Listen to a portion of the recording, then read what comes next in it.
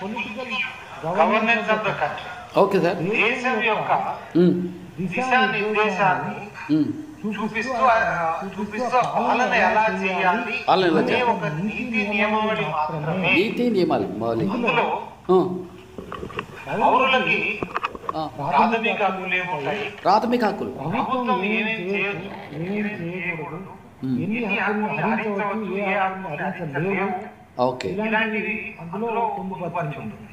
అవును. అట్లాగే హక్కుల విషయంలో ఎవరు ఒకవేళ ఉల్లంఘిస్తే ఎవరు ఎవరి దగ్గరికి వెళ్ళాలి, సుప్రీంకోర్టు, హైకోర్టు, ఇలాంటివి పొలిటికల్ మాన్యువల్, పొలిటికల్ దీన్ని ఒక మూల చట్టం అని కూడా అనవచ్చు. మూల చట్టం అంత తప్పిస్తే ఇది ఒక పవిత్ర గ్రంథం కాదు. పవిత్ర గ్రంథం కాదు.